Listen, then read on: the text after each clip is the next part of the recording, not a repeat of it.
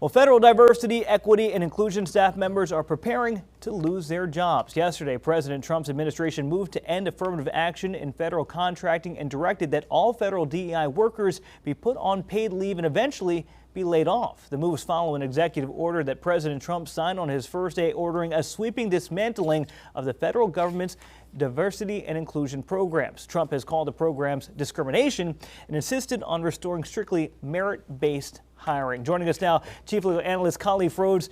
Okay, so obviously some sweeping moves. If we know one thing about President Trump, he is true to his word.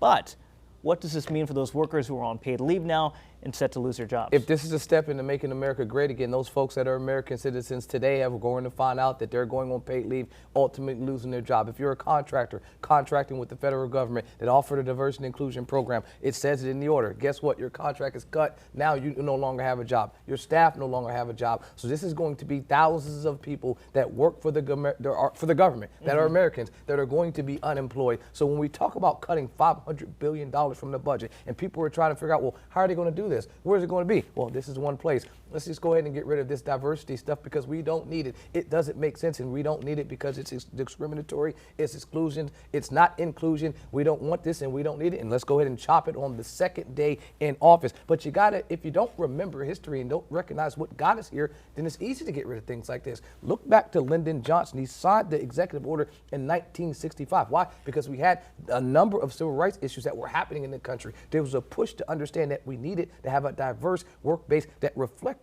what our country and our community looked like. And so he pushed forward these efforts, and Trump today is signing away, I should say yesterday, signing away all of those years, 1965 to today, signing away those years just in the swipe of a pen. So Khalif, if I'm one of those workers, my first call is to probably call up like somebody like Khalif, right? And say, okay, what can I do now because my job's now being taken away from me? What legal action do I have? Is there any? There will be a number of lawsuits. I mean, what I can tell you that comes out of the Trump administration, what comes out of the Trump process is a payday for lawyers. I mean, looking at his legal process with his own cases, looking at the legal process that will unfold with the mounting litigation that will come from this. This will be like the 50s and the 60s and the 70s all over again. There will be a number of challenges to the Supreme Court to say, is this something that can legally be removed in the manner in which it is? And I think the answer is going to be no. But the writing is on the wall. States have been attempting to dismantle diversity and inclusion for a number of years. North Carolina is no exception. The UNC system got rid of all diversity and inclusion programs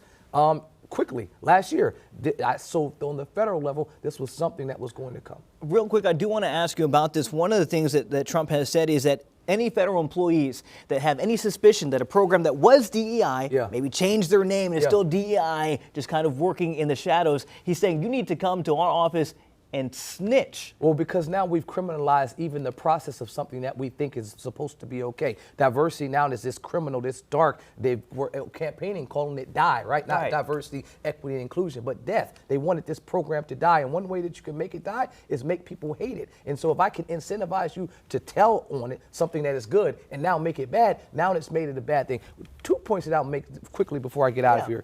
The first thing is I don't like the way that he's diminishing the hard work, the effort, the aptitude, the determination of folks, and it kind of it's a dog whistle of saying these folks didn't deserve to be there. These women, these people of color, they got these jobs by not working hard for it, and because of that, we're getting rid of it. He's not saying that, but that's what he's saying, and that's problematic to the folks that are doing that job already, and that is something that is going to be a problem for years to come.